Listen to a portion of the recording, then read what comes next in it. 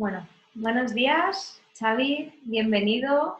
Es una alegría tenerte aquí. Elena, bienvenida de nuevo. Hoy empezamos el Summit con la persona a la que conozco desde hace más tiempo. De todas las entrevistas que vamos a hacer durante esta semana, Xavi, es que, llevamos trabajando juntos desde hace más de 10 años. Teletrabajando, para nosotros no es nuevo. Pero lo cierto es que la distancia nunca ha sido un problema a la hora de establecer una relación de trabajo súper bonita. Xavi es compañero de la Fundación SHE, que es una fundación presidida por el doctor Valentín Fuster, en la que, pues eso, desde hace 10 años desarrollamos programas de promoción de salud cardiovascular. Tú, Xavi, desde todos tus conocimientos de actividad física y deporte, yo como especialista en psicología de las emociones y, bueno, los dos en cambio de hábitos que nos hemos ido, ¿no?, formando y especializando todos estos años.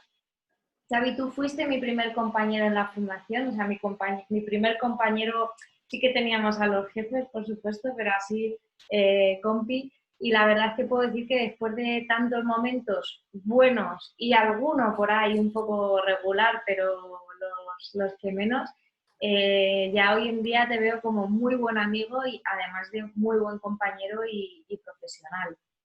Eres expatinador internacional con la selección española de patinaje artístico. Ahora mismo, a día de hoy, ya no eres profesional de patinaje a este nivel tan alto, pero eres técnico de alto rendimiento de patinaje artístico de la Federación Catalana de Patinaje, eres seleccionador andorrano de patinaje artístico, doctor en educación física y deporte, también eres técnico en la selección española.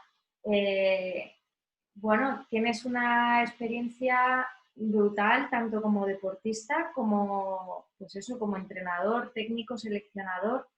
Y nos hace especial ilusión esta entrevista porque es que tienes muchas visiones. Tienes la visión del deportista que estuvo, pues, en competiciones muy importantes internacionales, el deportista que ha dejado de ser deportista profesional pero que continúa en contacto con el deporte, que ayer con Alejo hablábamos lo difícil también que es el paso de un papel, de un rol a otro, y ahora también como entrenador.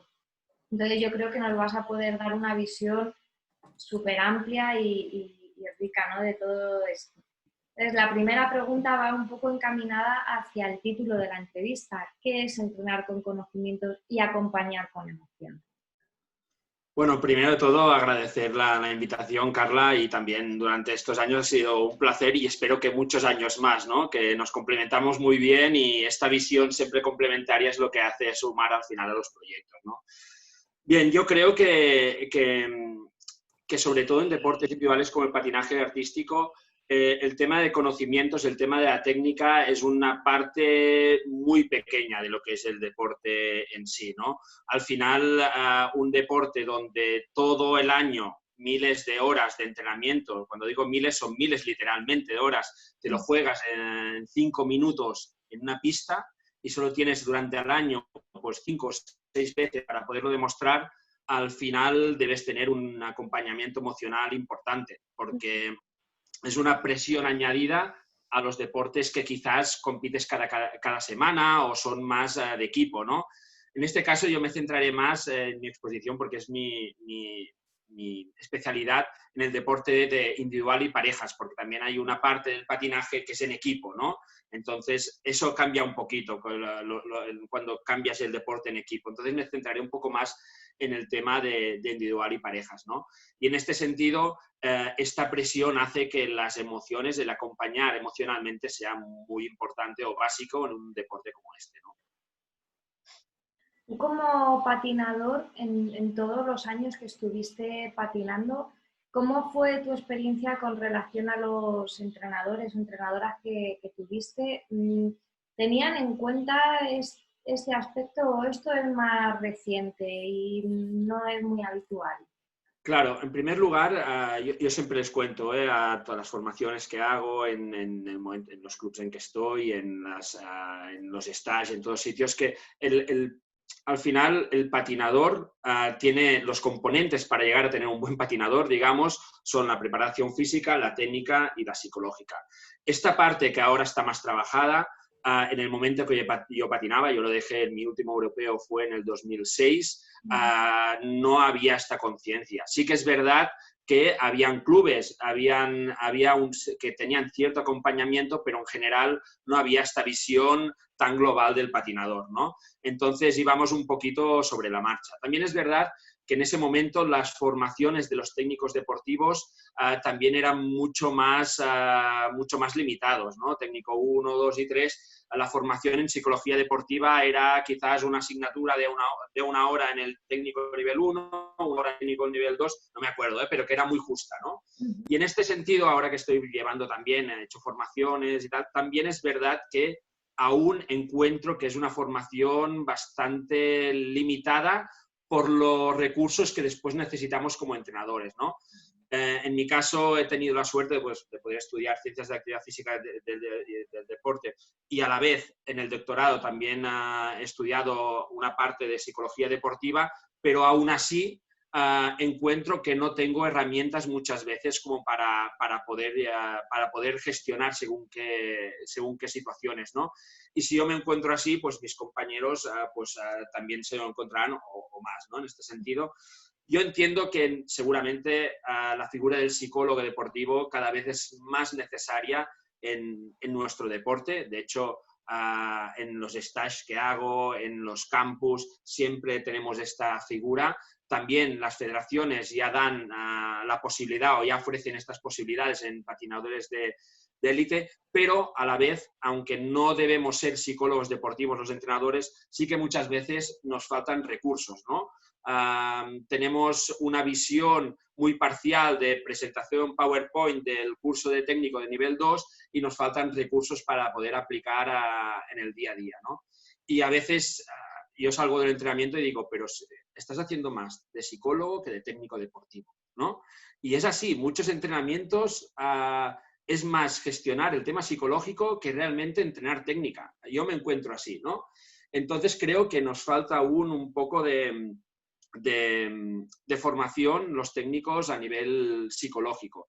Y retomando un poco en mi época como deportista, sí que es verdad que, bueno, después si acaso entraremos más en detalle, yo, por ejemplo, tenía mucho miedo a fallar, ¿no? Es una de las cosas que pasan en estos tipos de deporte, ¿no? Que te lo juegas todo y tienes mucho miedo al error, ¿no?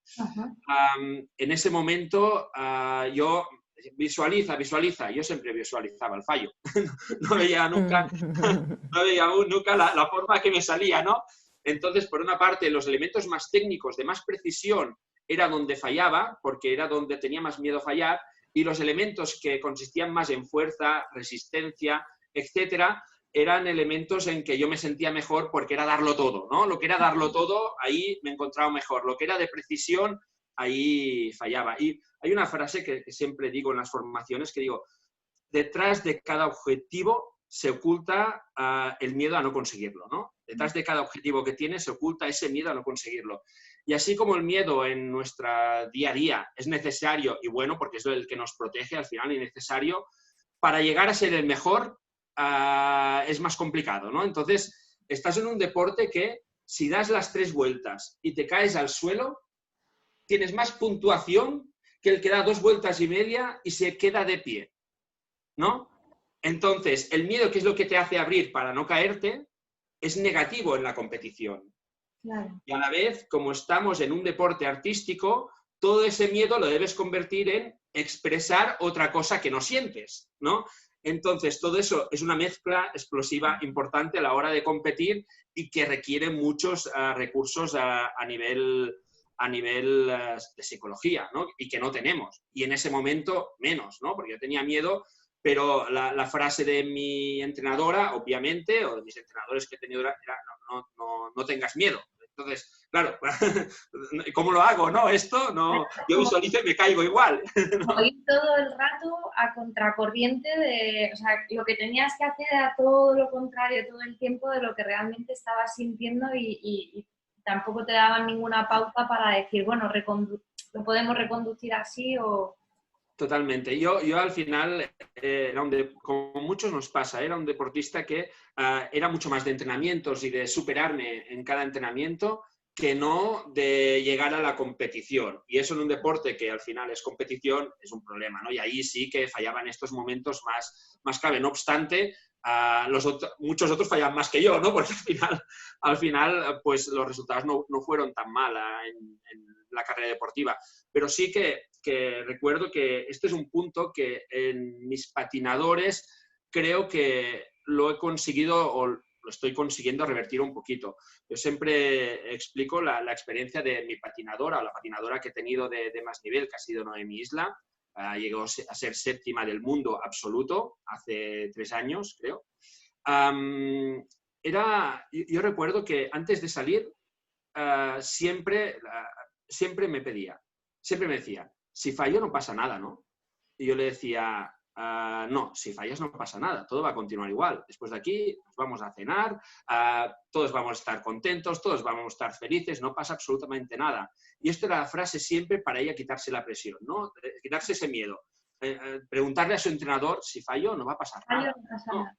No va a pasar nada. Y es una patinadora que sí ha destacado por algo, aparte de que tenía un nivel artístico alto, un talento artístico alto, no destacaba no era ni la más fuerte, ni la más rápida, ni la más coordinada, ni la que más talento tenía a nivel de saltos, de piruetas. Pero sí que será recordada y se le recuerda como la mejor compitiendo, ¿no? O de las mejores compitiendo. Y tenía una capacidad, como otras patinadoras que también he tenido, porque al final he tenido más patinadoras que patinadores, de ver la competición como una fiesta de final de curso, ¿no? Sin que esto sea una bajada de tensión, ¿no? Pero yo no quería que llegase el momento y los patinadores que mejor me han competido son esos patinadores que han conseguido hacerlo como quiero que llegue ese momento, ¿no? Quiero que llegue el momento de competición, quiero que llegue el momento de disfrutar, ¿no? Y eso es un poco lo que yo he visto en estos años, ¿no? Y al final conseguir lo que decía esa frase futbolística que se ha puesto de moda, pero muy simple, pero salir y disfrutar en un deporte como el patinaje para quitarte la presión que ya tienen, porque al final es compensar con lo que ya tienen. Ellos normalmente van presionados. Tú lo que debes hacer es quitarte la presión. Si no fueran nada de presionados, tú lo que harías es intentar meterles un poco más de presión para mejorar la tensión, más que la tensión competitiva, la tensión muscular, pero como ya van sobrados de presión, tú siempre debes quitar la presión. Y es una frase que ahora les digo a mis patinadoras directamente, si fallas no pasa nada, ¿no? Y es un poco eso. Aparte, siempre afrontamos la competición o intento afrontar la competición haciendo también un poco de teatro, aunque esté nervioso, con una sonrisa, mostrando que el patinador se siente cómodo y que sienta que no pasa nada, que es su pista, que es su entrenamiento, ¿no? Qué bueno, Xavi. La verdad es que me encantaría tenerte de entrenador, para lo que fuera. Hay que no piensan igual, ¿eh?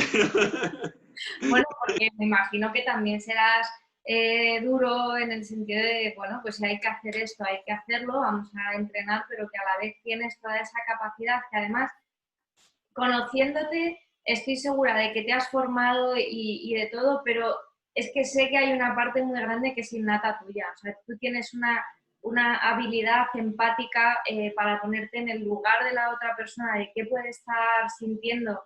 Y lo que decías antes, ¿no? A lo mejor darte cuenta de que esta persona en este momento necesita que la acompañe y que la refuerce en que efectivamente no pasa nada. Y a otra a lo mejor lo que necesita es que la pegue un pequeño impulso, ¿no? Un toquecillo para subirle el ánimo. Totalmente. Sí, quizás mi perfil es un poco más así por la formación y por mi vocación. Sí que es verdad que hay muchos entrenadores de este deporte que es una selección natural, es decir, es esto y es un filtro, ¿no? Quien pasa, pasa y quien no pasa, no pasa.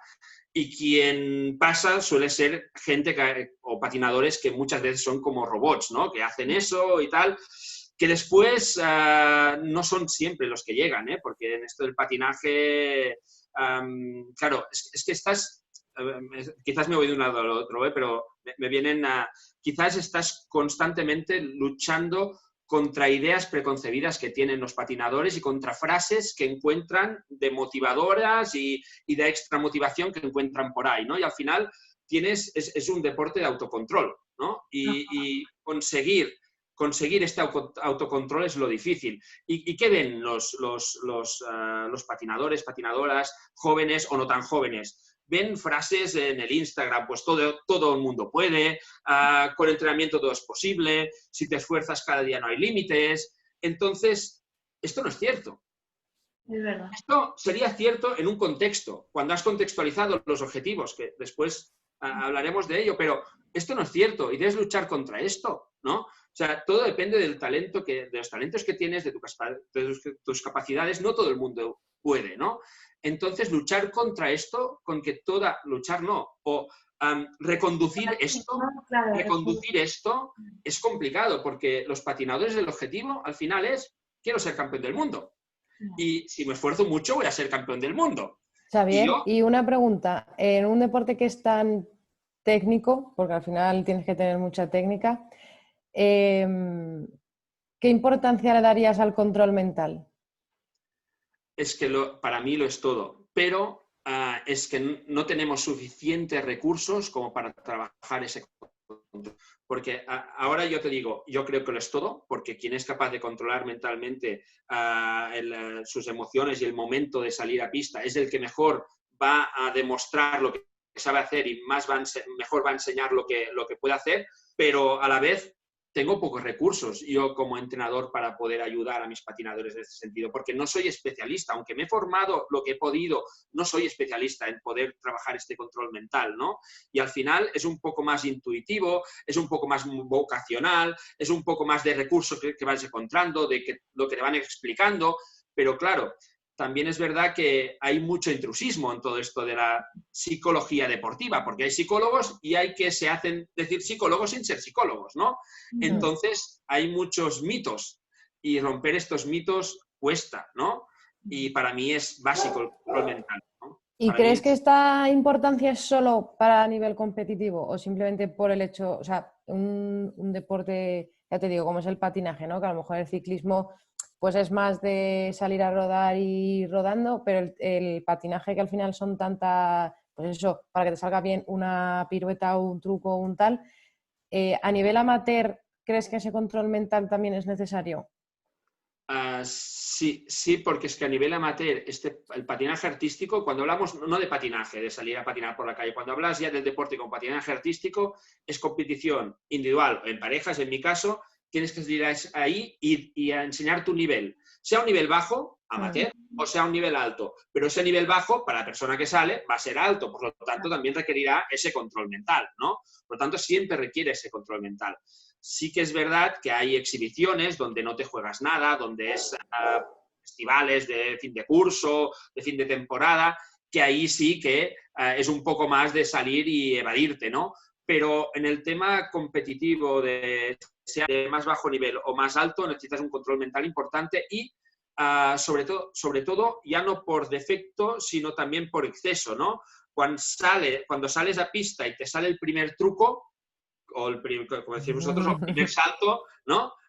Conseguir mantener un nivel uniforme es muy difícil, porque el segundo salto vas a ir extra motivado, pero no me interesa que vayas extra motivado, porque no es quien salta más, es quien salta de forma más controlada y mejor, porque si saltas más sin control, no lo vas a hacer, ¿no? Entonces, es constantemente luchando a equilibrar esos procesos de exceso y de efecto, ¿no? Si has fallado el primer salto, olvídalo y vas al segundo. Si te ha salido perfecto el primer salto, olvídalo y te vas al segundo, pero siempre olvida lo anterior y vea lo que toca, ¿no? Entonces es lo difícil, olvidar lo que has hecho. Claro, de esa gestión de la emoción intensa para que no se nos desborde, porque tanto en positivo como en negativo, mientras estás haciendo la competición bueno, a lo mejor hay veces que no, ni que sea una exhibición, Sí. se te puede ir de las manos y perderlo. Ayer hablábamos también, porque ahora pues, Sí que es verdad que los deportistas les viene muy bien un acompañamiento psicológico en determinadas situaciones, pero yo creo que también lo que tú estabas diciendo ahora, ¿no? Y que los propios entrenadores técnicos deportivos, incluso fisios, nutricionistas, tengan el asesoramiento, porque al final sois los que más en contacto estáis con la persona. Un deportista que está lesionado pasa muchas horas con su fisioterapeuta. Con el entrenador, el técnico deportivo, ya ni te cuento. Y lo que tú decías antes, ¿no? Que muchas veces os toca actuar como psicólogo deportivo cuando a lo mejor dices, pues hay cosas que sí que puedo ir gestionando pues por la experiencia previa, por los conocimientos, pero hay algunas que te gustaría tener a alguien a quien decir, oye, ¿esto cómo lo redirecciono, ¿no? ¿O cómo lo hago? Y yo entiendo que todavía esa figura falta un poco y que a lo mejor os la tenéis que buscar un poquito de decir, pues tengo a esta persona de referencia para hacerle esas consultas, o sí que en las elecciones ya está más presente. A nivel del alto rendimiento sí que, por ejemplo, en Cataluña hay un grupo hay un servicio de psicología para la gente que está arriba, pero no siempre lo necesitan los de arriba, que también, ¿no? Pero sí que es verdad que hay un grupo de psicólogos que se puede consultar, lo tienes que hacer la petición y tienes que tener unos parámetros, va por parámetros, si eres deportista de alto nivel, depende de los puntos, hay una serie de esto, pero sí que hay una bolsa de psicólogos para poder acudir a ella, ¿no? Pero no es abierta a todo el mundo. Y a la vez los que tienen acceso a ella ya son deportistas que lo suelen tener, ¿no? O que suelen tener ese acompañamiento. Pero sí que es verdad que no lo tenemos a mano como nos gustaría, porque lo podemos tener pues cuando haces una petición, cuando haces un campus, cuando haces una stage, pero ese día a día de esto cómo lo gestionarías, que quizás tienen los deportes de equipo ya profesionales, etcétera, no lo tenemos. Y vamos perdidos, porque es esto, es un poco intuitivo. Y la intuición a veces funciona y a veces no. Y muchas veces lo que hemos aprendido ha sido por ensayo-error. Es decir, esto no ha funcionado, vamos a cambiarlo, ¿no? A mí sí que me ha funcionado mucho es el tema de trabajar con los objetivos a muy corto plazo. Es la única forma que yo he visto de mantener una motivación durante toda una temporada que es tan larga y al final hay 5 o 6 veces que compites, ¿no? Y al final una motivación errónea comporta una frustración a medio plazo, ¿no? Y yo siempre trabajo con objetivos a muy corto plazo. Es decir, en este entrenamiento vamos a hacer que la mano, en vez de estar así, esté así. No vamos a conseguir hacer un salto entero. La mano, en vez de así, va a estar así. Es un objetivo muy fácil, pero cuando la persona, el deportista, termina de hacer el entrenamiento, ve que su mano, en vez de estar así, está así. El próximo día vamos a ir al pie. En vez de estar así, va a estar así. Y poco a poco vamos conformando al objetivo general, también a corto o medio plazo, que sería realizar pues, un salto a medio plazo entero, o un salto más entero, ¿no? Pero siempre a partir de objetivos a muy corto plazo, que yo es uno de los errores que tenía cuando yo patinaba y cuando yo veía, ¿no? Que el objetivo era ir al Campeonato de España. Bueno, pero ¿y si no básquet, no? ¿Y el objetivo de hoy cuál es? Pues el objetivo de hoy es hacer este salto entero. Ya, pero es que un salto no sale con un día ni con 2. Muchas veces no depende solo de ti, hay muchos factores, ¿no? Y a veces quizás nunca conseguiré hacer ese salto entero, porque el patinaje no es exponencial, es como dientes de sierva, subiendo y bajando. De pequeño sí que es más exponencial, pero después debes asumir que no lo es, y hay subidas y bajadas. Entonces, estos objetivos a corto plazo de ver que consigo llegar ahí es lo que me hace mantener la motivación. Y los objetivos a medio plazo son siempre relacionados con uno mismo. Y los objetivos competitivos, que por desgracia o por suerte los tenemos que poner, porque es un deporte competitivo, siempre busco que sean con un margen muy alto. El objetivo no es quedar campeón de España, es quedar entre los 20, ¿no? Un objetivo muy amplio. Porque como depende de tantos factores y del momento, puede ser que en ese momento haya un fallo y no vaya, o sea, no es que no hayas trabajado bien, es que en ese momento pues hay un fallo técnico, la pista es diferente que la tuya, hay 1000 factores, ¿no? Las ruedas, el público, hay 1000 cosas que pueden incidir ahí, ¿no? Entonces, busco un margen muy amplio y los márgenes más cortos son para los objetivos a cortísimo plazo. objetivos muy concretos de sesión. Además, Xavi, tú estás trabajando con una población que también hablábamos ayer del deporte de base, porque tú coges a niñas, también niños, pero que principalmente lo que te llegan son niñas y algunas son muy pequeñitas y vas viendo todo el crecimiento. Y también hoy en día sabemos lo difícil que es, a lo mejor antes también, no me acuerdo, pero habría que preguntarle a nuestros entrenadores y profesores. Pero claro, hoy en día la atención de los niños y niñas que tenemos, la capacidad de mantenerles motivados por algo, con la cantidad de exposición a estímulos, a posibilidades que tienen, porque a lo mejor antes pues tenías posibilidad de hacer 2 deportes o 3 como mucho, depende de lo que tuvieras así en un entorno más inmediato, pero hoy en día hay mucha más oferta, hay mucha más accesibilidad a las cosas. Entonces, conseguir cuadrar esos objetivos deportivos con mantener la motivación de una población que ya de por sí cuesta mantenerles atentos y motivados debe de ser complicado y te tienes que inventar de todo para que las sesiones, ¿no?, sigan allí.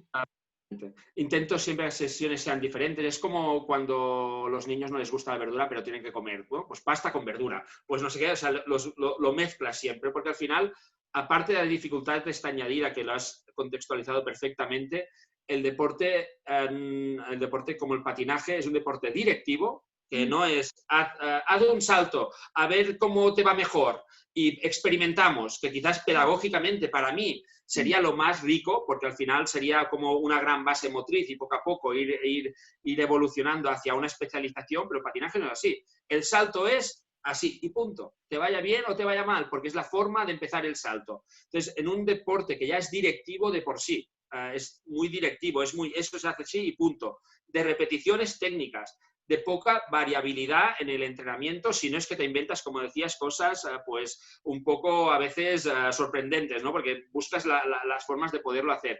Y un deporte que al final es literalmente caerse, caerse, levantarse y volverse a caer, y el día siguiente otra vez lo mismo, caerse, levantarse y de forma individual casi, ¿no?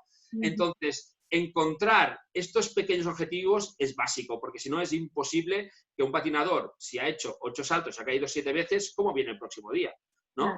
Y después entender, que es lo que les digo yo muchas veces, que el patinaje es aprender y desaprender constantemente y volver a aprender, porque el mismo salto o el mismo elemento tú lo aprendes, lo automatizas, pero cuando lo automatizas, a lo largo del tiempo pasa como todo, que lo vas haciendo solo, claro, vas haciendo repeticiones, tú no puedes estar todo el rato con un patinador porque hay otros. Lo vas haciendo, vas viciando cosas y al final dices, esto no era bien así, volvemos atrás y volvemos a desaprender ese salto, pero es que me iba mejor de la otra forma.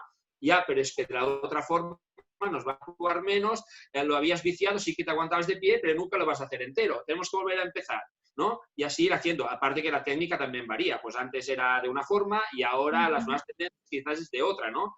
Entonces, así como el aprendizaje significativo de pequeño, tienes un aprendizaje y vas añadiendo, aquí es aprender y desaprender constantemente. Claro, y que eso les entre en la cabeza es muy duro. Claro.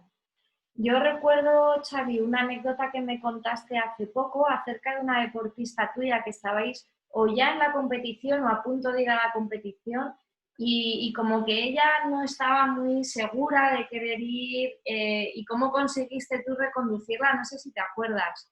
No.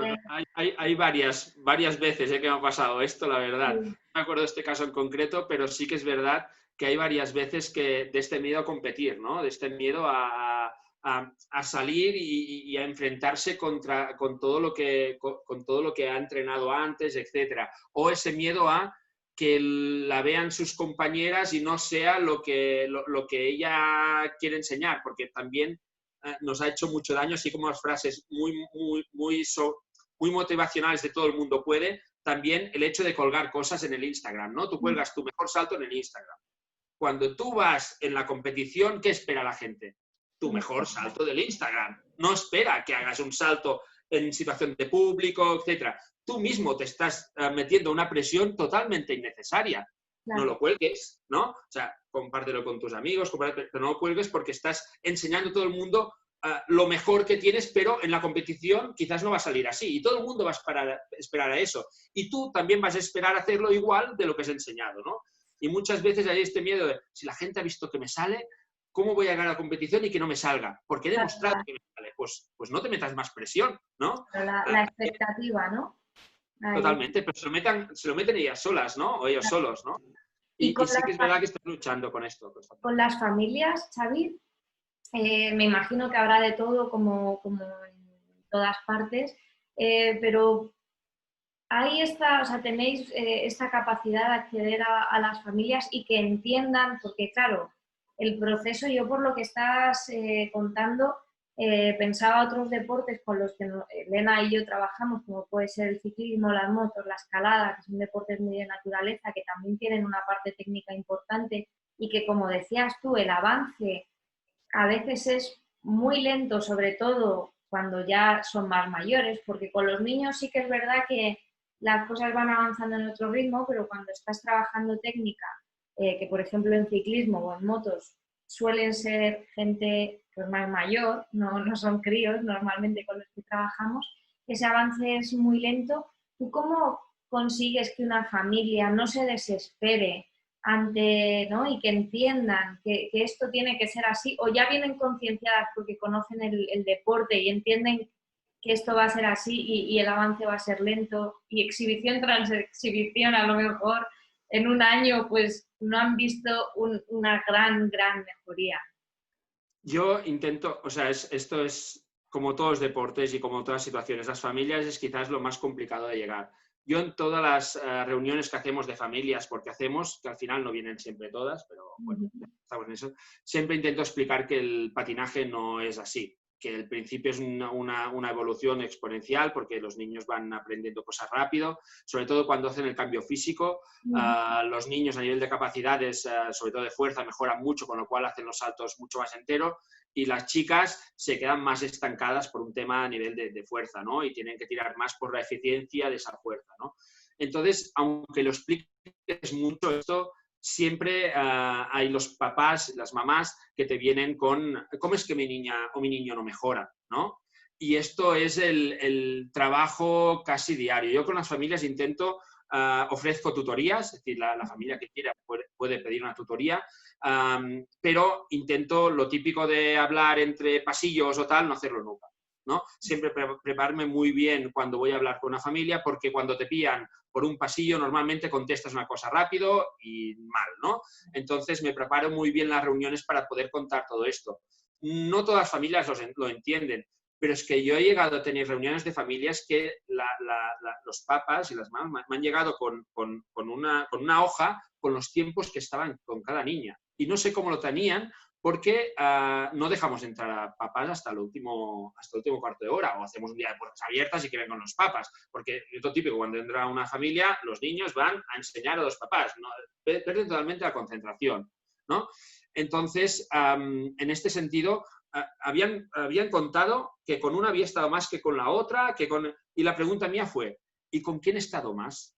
Quizás había estado más con la que peor le salían las cosas, ¿no? Entonces digo, esto, ser igual, o sea, ser un técnico igual para todos los deportistas es trabajar con la singularidad y la individualidad, no es trabajar todo el mundo igual, ¿no? En un cole es lo mismo, el que no aprende tan rápido a leer, pues te sientas con él y le ayudas a leer. Esto en el patinaje no se entendía, en el deporte no se entiende tanto. Si a esta niña has estado una hora con ella haciendo el doble axel, con la otra también debes estar. Pues no, aquí está la gran diferencia. Debemos individualizar para que todo el mundo sea igual, ¿no?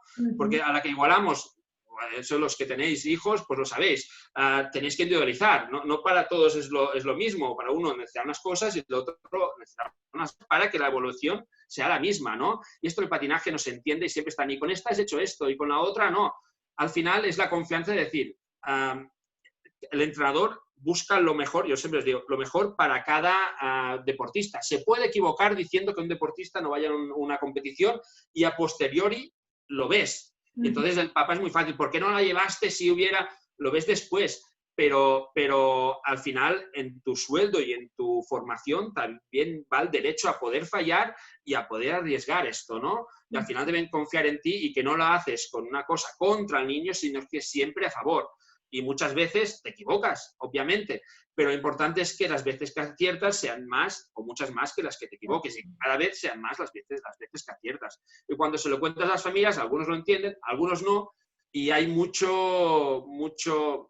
veces que el fracaso o la no evolución que el papá o la mamá espera, pues se transforma en que el niño o la niña con 13 años deja de hacer deporte, ¿no? Porque querían que fuera campeona del mundo, cuando ven que el cambio físico, que no hay una mejora exponencial, ya no va a ser campeona del mundo, que deja de hacer deporte.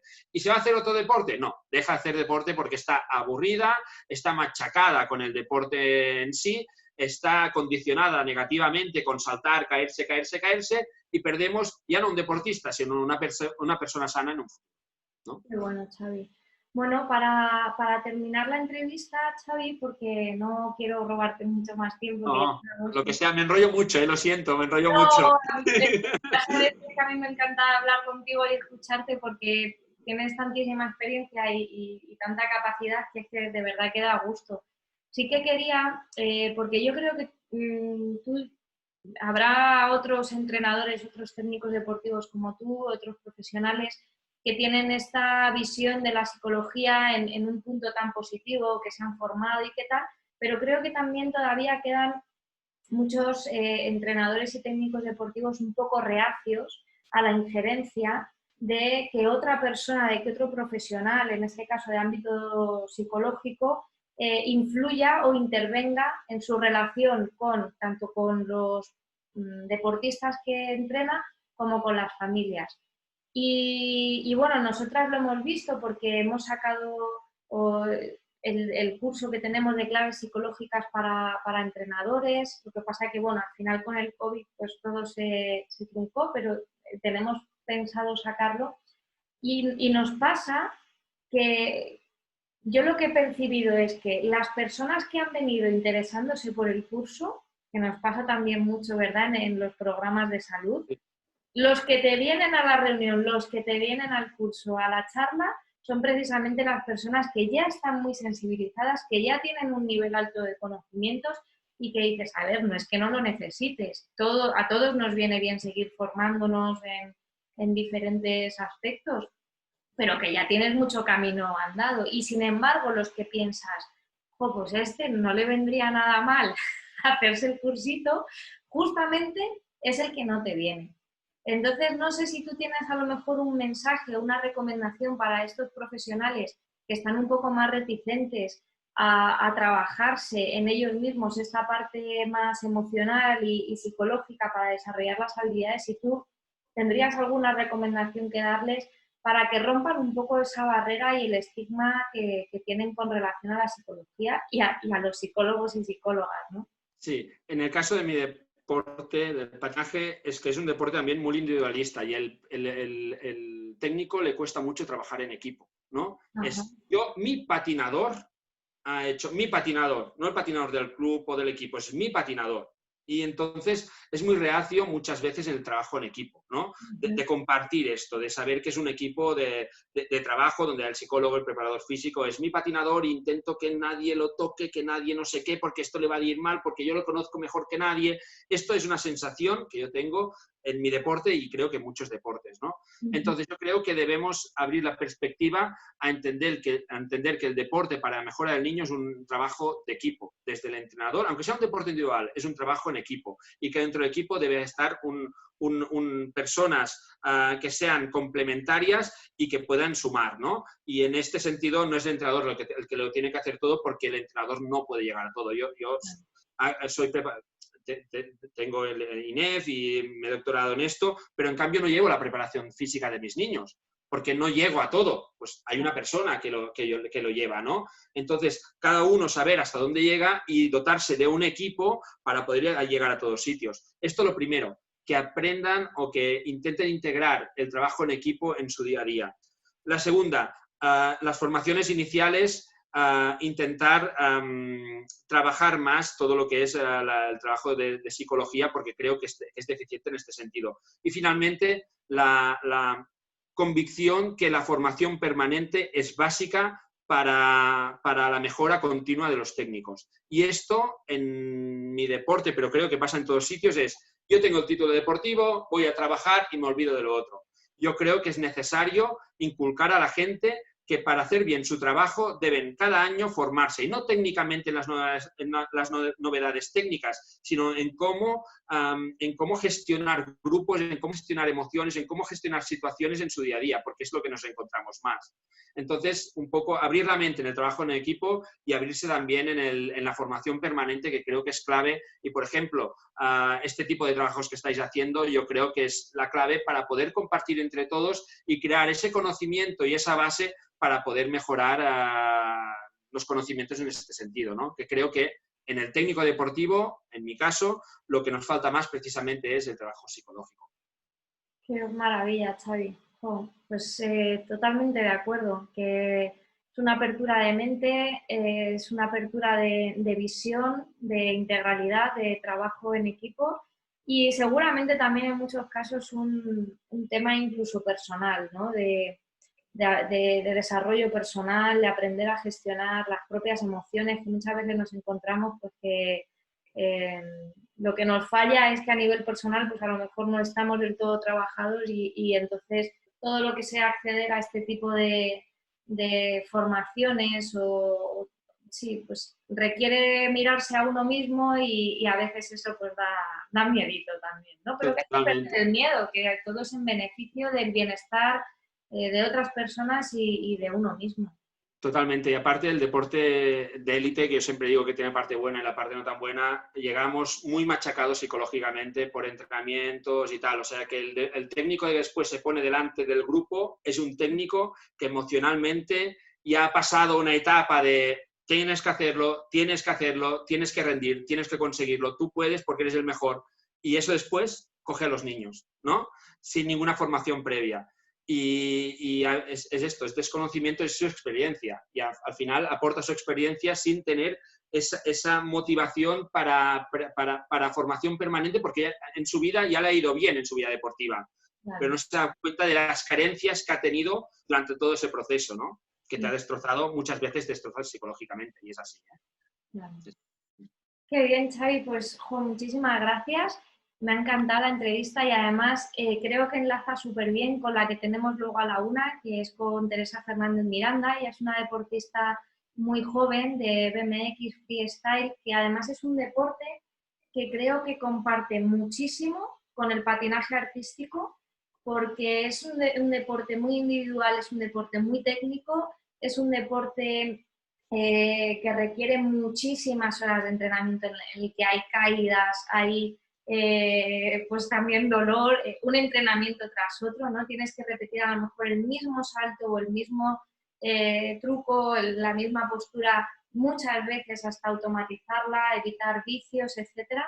Y bueno, pues es una deportista que está llegando alto, está teniendo muy buenos resultados a nivel mundial también. Yo creo que su sueño es dirigirse a las Olimpiadas. Y le voy a recomendar también un poquito que vea tu entrevista si no ha podido verla, porque creo que le va a aportar un montón.